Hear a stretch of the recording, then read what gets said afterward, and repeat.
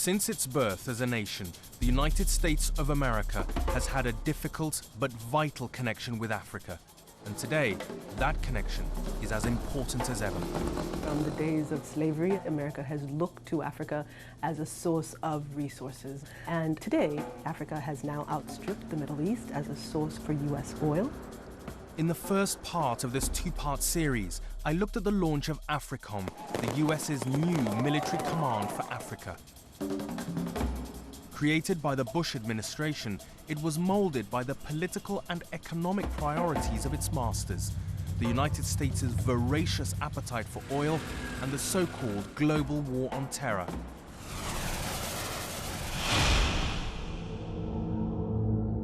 But then, of course, came this man. I have the blood of Africa within me. In this program, we ask whether President Obama can reconcile his commitment to an ethical foreign policy with the US's thirst for oil. And I will look at the legacy that AFRICOM inherited and ask whether President Bush's so-called war on terror was a self-fulfilling prophecy in important parts of Africa.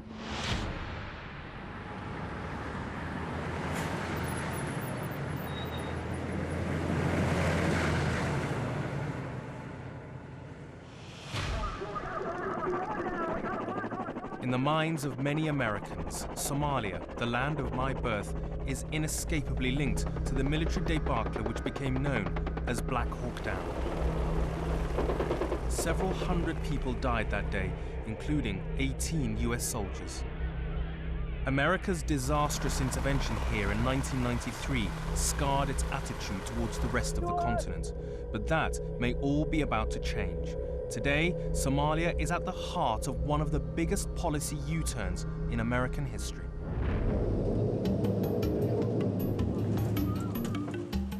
Coming back here to Somaliland, the part of Somalia where my family now live, having escaped the violence of Mogadishu, it is perhaps misleadingly peaceful.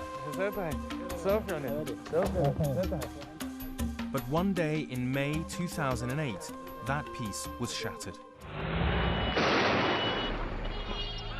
On that day, 6 young men launched a series of suicide car bomb attacks in Hargeisa, the capital of Somaliland. One of them blew himself up here at the Ethiopian embassy, just a few hundred yards from where my family now lives. Ali Muhammad Ahmed saw what happened.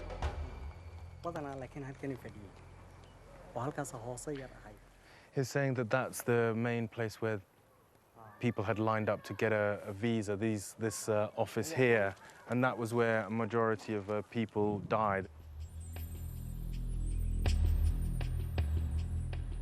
Around 30 people lost their lives in those bombings alone.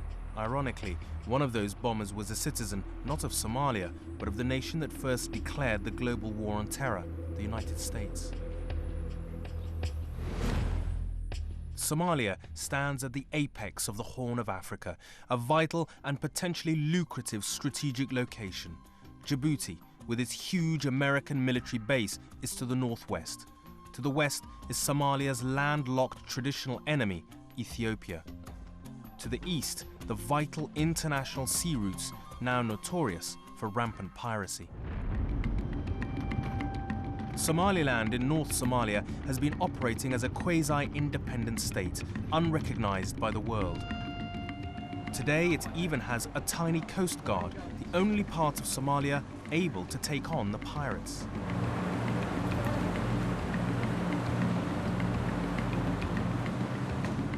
They invited us to accompany them on patrol. The Somaliland authorities are anxious to show the world that they mean business and took us to see some of the pirates they've captured. This is the prison in Berbera, the main port city of Somaliland, and we're just being taken to see some pirates that have been captured and are being imprisoned here. Behind this somewhat disturbing display, there is an uncomfortable truth. These pirates have no difficulty grabbing international headlines because of the threat they pose to Western shipping interests. But in reality, they are merely a symptom, collateral damage, from one of the longest-lasting civil wars in Africa.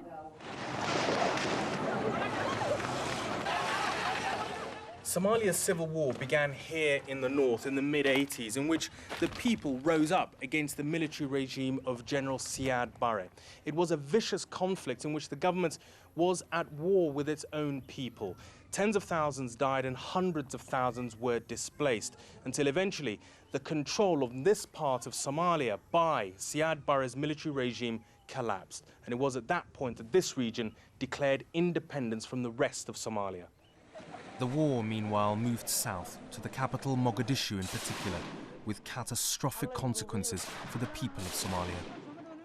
Rival militias vying for political power in the wake of the overthrow of the military regime of General Siad Barre led the country into chaos and what would be years of conflict. Somalia came to define the whole world's idea of what a failed state looked like. There was no stable government. In fact, there was no government at all, just a collection of rival militias and warlords who preyed on their own people.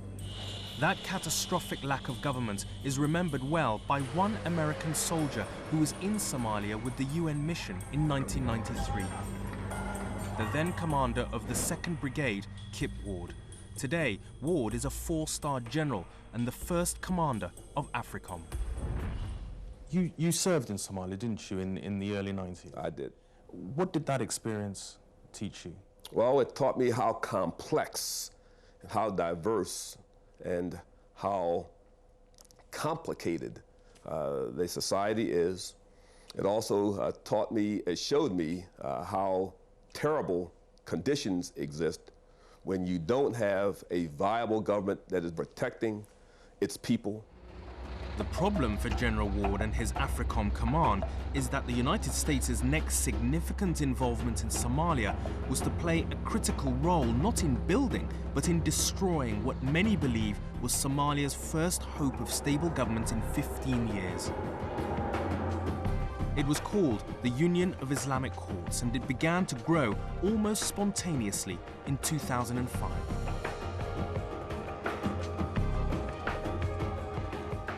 My colleague Mohammed Ado was Al Jazeera's correspondent in Mogadishu at the time.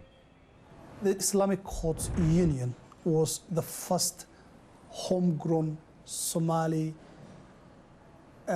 effort to try and resolve the conflict in their country, which has raged on for nearly a decade and a half. And the Islamic courts overnight, trying to portray a unified Somali mentality, tried to take over.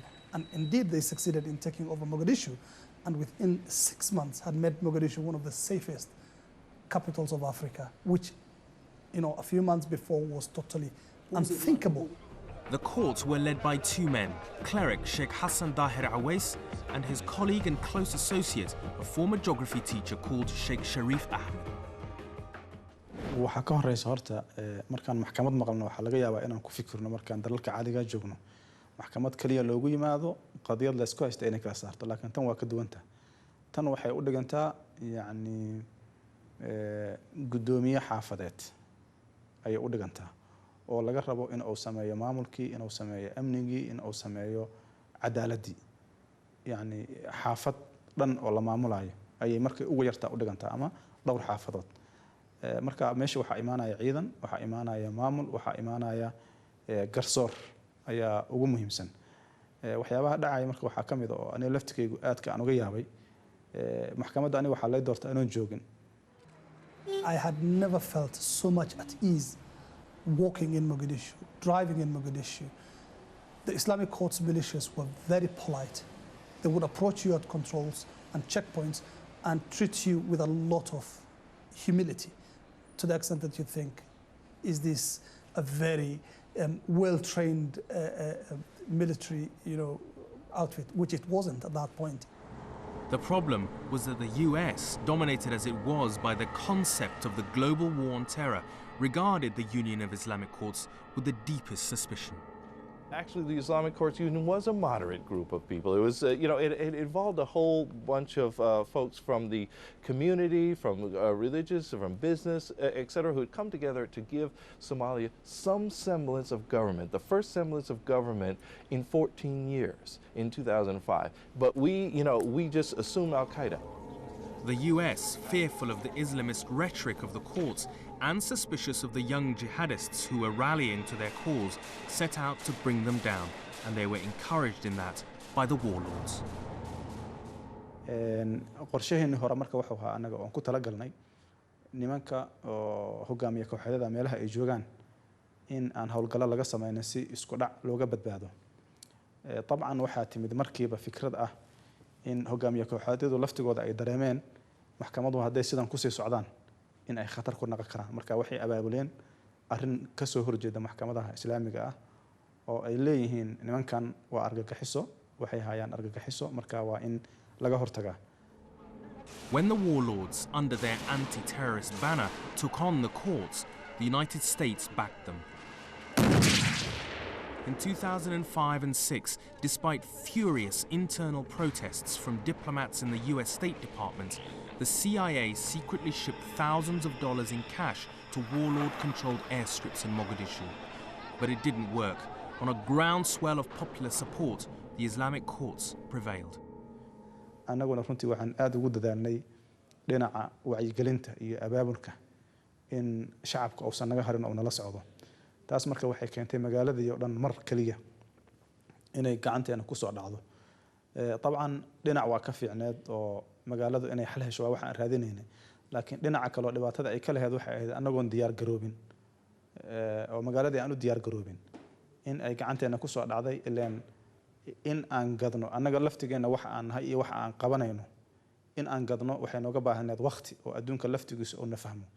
taas ayaana isdhihi karaa waxay keentay in maxkamadihii colaad xoogan loo qaado oo maxay ahaato dawlado badan iska kaashadaan in la fashiliyo. Perceived as extremists, the Union of Islamic Courts was about to be overthrown.